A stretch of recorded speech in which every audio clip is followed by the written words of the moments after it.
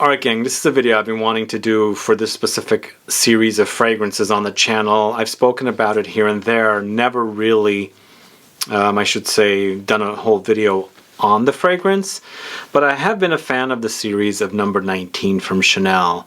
I've worn number 19 Poudré for a while. This is the second bottle. Wonderful, wonderful fragrance.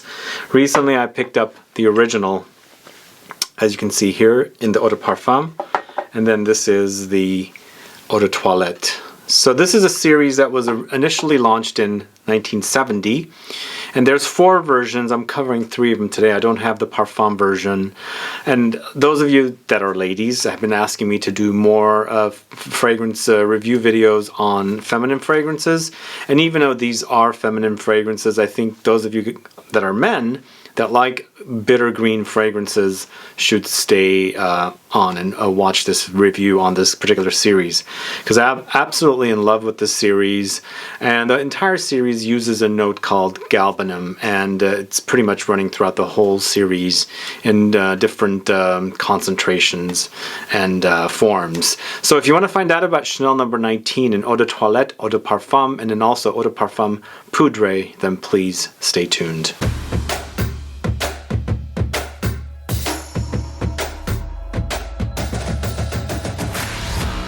Thanks so much for tuning in. This is Sebastian with Smelling Great Fragrance Reviews. That's right, Chanel number 19 is one of my favorite feminine targeted fragrances, and I love it because of the green bitter note. Once I actually really got into this fragrance and really learned what Galbanum was supposed to smell like, I started picking up Galbanum and other fragrances. Now I'm obsessed with the note. It's just, I love green things. I love the smell of green leaves, herbs, ivy, vines, all of that stuff. Just something I really enjoy.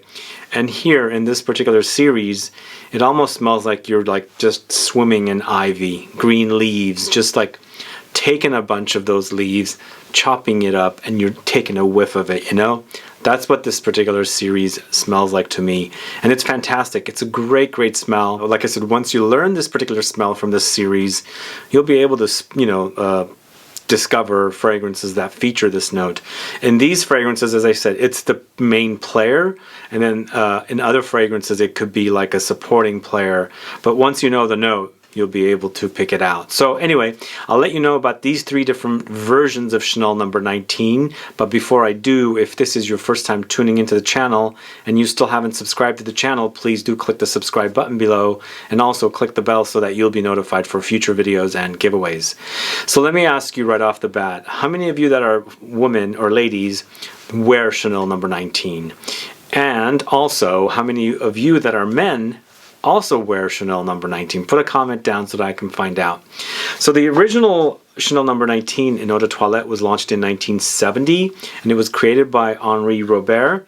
Then in 1971 they launched the Eau de Parfum, once again created by Henri Robert. And finally in 2011 Jacques Polge created a version of the Poudré for Chanel, so I guess the flanker of this series, whereas the fragrances do feature Galbanum in the notes, and they also feature iris, so it's a powdery experience. Not as much in the Eau de Toilette and Eau de Parfum, but obviously here when it's called Poudré, they've amped up the iris and toned down the Galbanum a little bit. So that's what's going on with these 3 fragrances. Now, as I said, I'm not covering the Parfum, the pure perfume. I've never worn it, but I'm assuming it's going to be a much luxury version of the original, probably more closer to this. But I don't know that particular one. But let me know if you're a fan of the pure perfume version of this fragrance. So let's start off with the first one. Number 19 by Chanel in the Eau de Toilette concentration came out in 1970.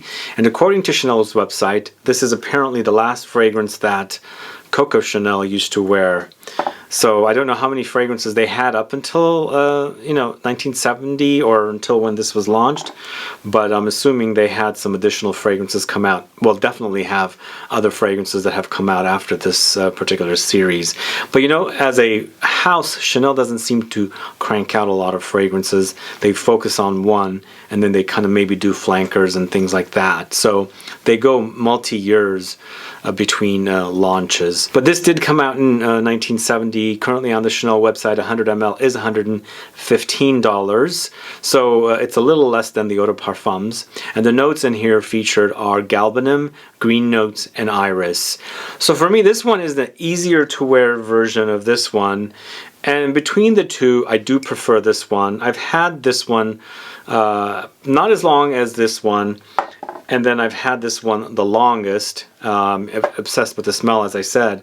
But this one actually, both of these I bought as testers. In fact, I think I bought this as a tester as well. Maybe not. But these two definitely were as testers. As you can see back here, you got the tester information. And then this one also has it back here as well. So I did buy these as testers as I found them, and I enjoy having the testers. But what I like about this one, it's a fresher take on that whole bitter green experience. And once again, with this one, it's a full-on Galbanum. And Galbanum as a note, I'll probably do a future video on this note because, as I said, I'm in love with it. There are that are fragrances that I have in my collection that do use this note. And once again, if you learn the way it smells by discovering this particular collection, you will discover more Galbanum come up in other fragrances. And I've noticed that Galbanum has been popular the last 4 years. I've seen it come up a lot in different fragrances, and I do have a good collection of fragrances that features this note. But it's bitter, it's green, it's woodsy.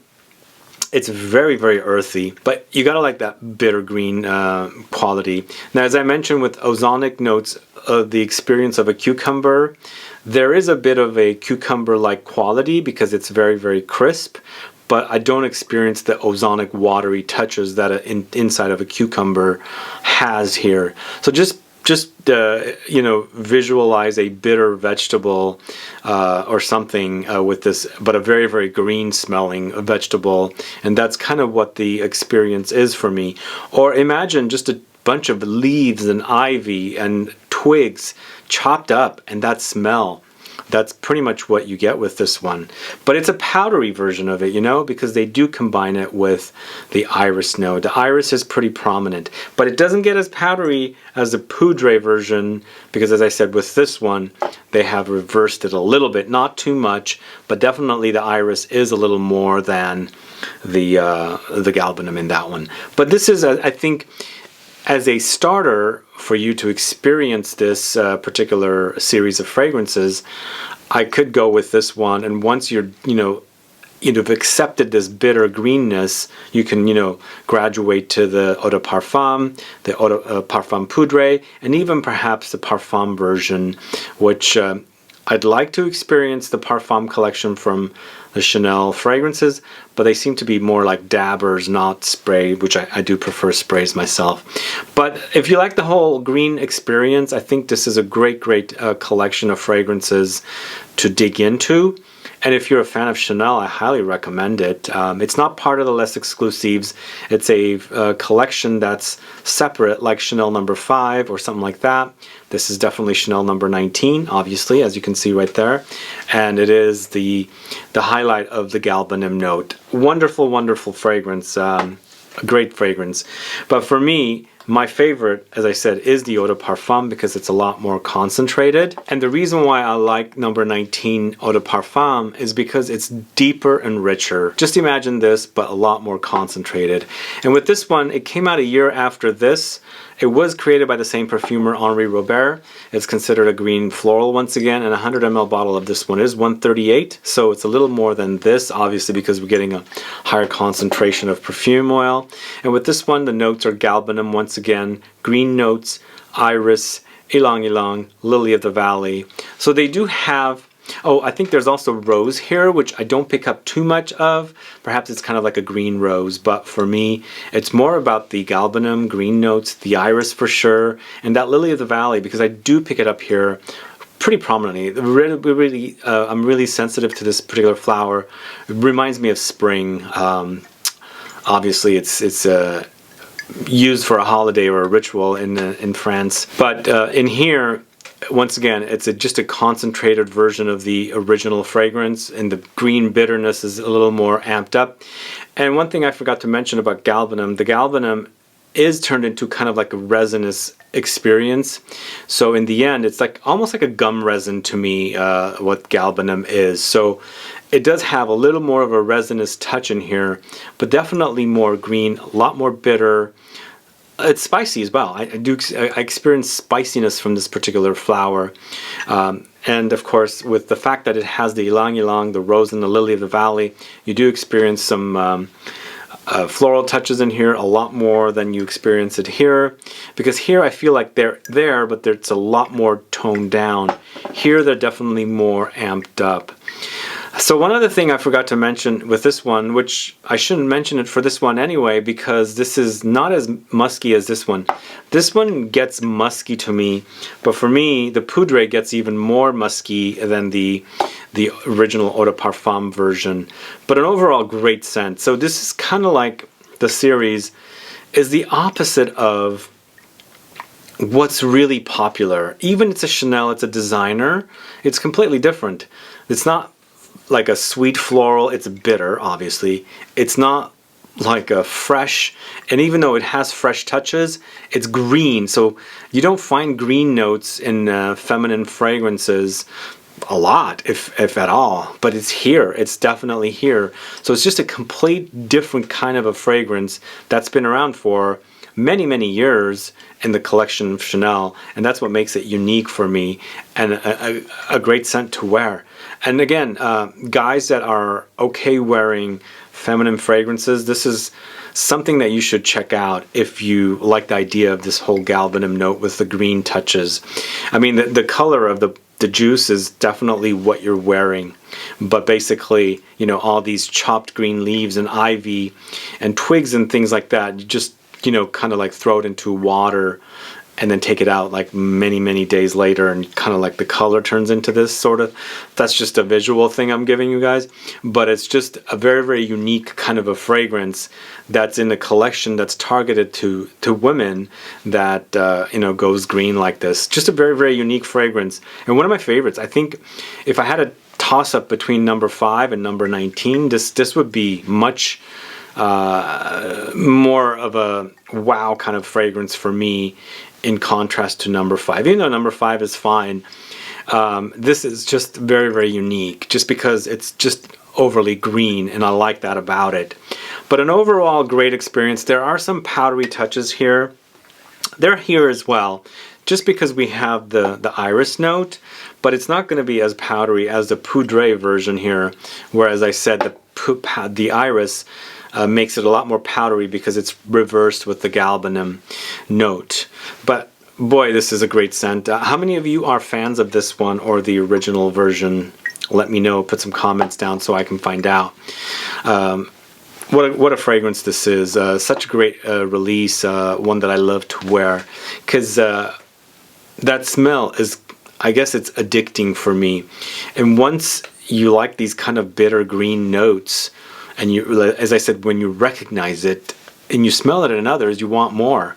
Like recently, I did discover one in a fragrance focusing on iris, which these two are, but that will be in the future if I ever do a video on this whole collection of fragrances featuring this Galbanum note. But I think that bitter green note of Galbanum works great with a powdery iris note. Anyway, that is the Eau de Parfum version of number 19. So then we have the Eau de Parfum Poudré version, which was launched in 2011, so many years after this came out. I guess if I do the math correctly, 70 to 80 is 10, 80 to 90 is 20, 90 to 2000 is 30. So 40 years later, after this came out, they launched the Poudré version. And the Poudré version, as I said, is basically the same thing for me, with the notes reversed of what's more prominent.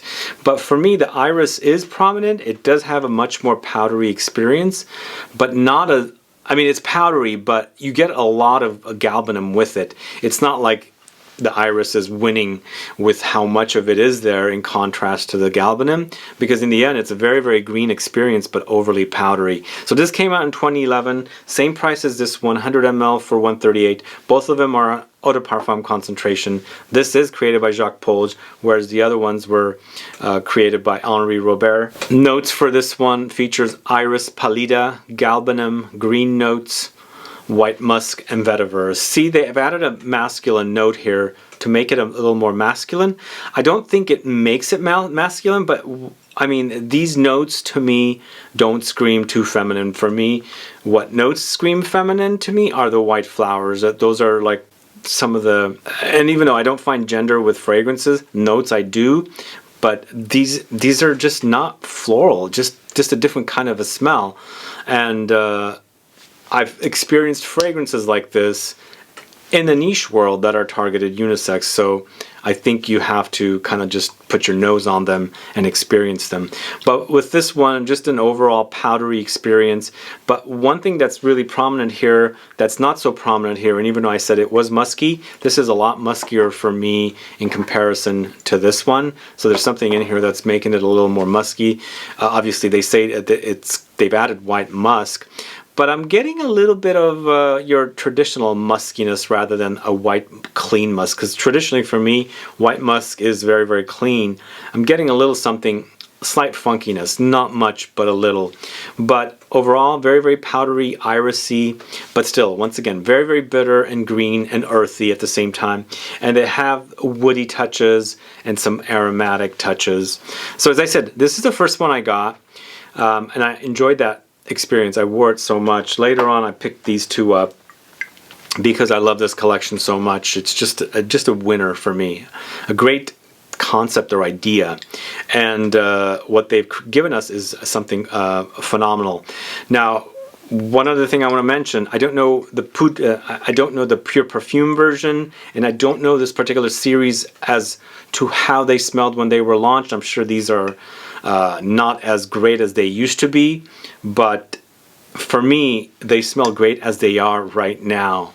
I've never compared it to what they smelled like 20 years ago and things like that, so I have nothing to compare to. But when I fall in love with a fragrance that I've never smelled before, and it's been years, you know, it's been here for years, and I like what I smell, then I pretty much don't complain about the fact that it's been reformulated. But most likely these have been reformulated many times since their launch, because obviously they launched in the very early 1970s.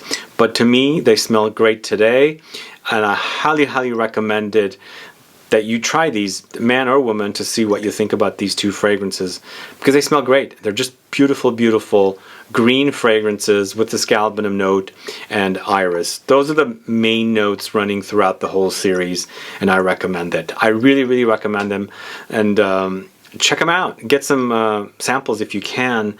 And being that they are part of a signature lineup of fragrances, they have a very kind of a niche quality to them, because they're using unique notes that are not necessarily very, very popular, you know? That's what I think about these fragrances. It's a great collection. Check it out and let me know. Put some comments down below so I can find out if you're a fan of number 19, if you're a fan of one of the other, or whatever. And also, let me know, are you a fan of this note Galbanum? Do you like its bitter greenness? Put a comment down so I can find out. Anyway, guys, thanks so much for watching my video today on the Chanel number 19 series of fragrances. Number 19 Eau de Toilette, number 19 Eau de Parfum, and number 19 Eau de Parfum Poudré. Please let me know if you have any questions or comments. List below. Otherwise, please like this video. Please share it. Follow me on Facebook, Twitter, and Instagram. And I'll be back with more videos very soon. Have a good one. Goodbye.